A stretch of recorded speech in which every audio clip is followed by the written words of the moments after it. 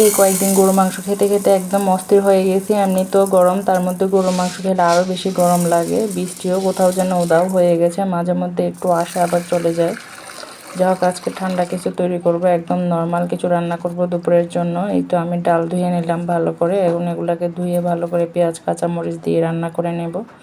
ডাল রান্নাটা অনেক সহজ, অনেকে আবার এই সহজ জিনিসটাও পারে না, যেমন আমিও আগে পারতাম না, এখন আসলে দেখতে দেখতে শিখে গেছি।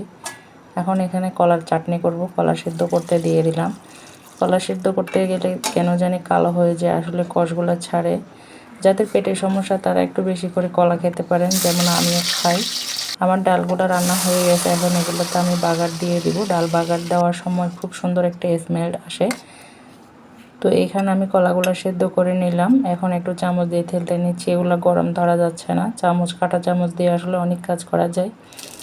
এখন মরিচ ডলে নিব, মরিচ ডলার সময় আবার দেখা যায় হাতে জ্বালা পোড়া করে, তো সমস্যা নেই, হালকা একটু কুসুম গরম পানি দিয়ে ধুয়ে ফেলে চলে যায়।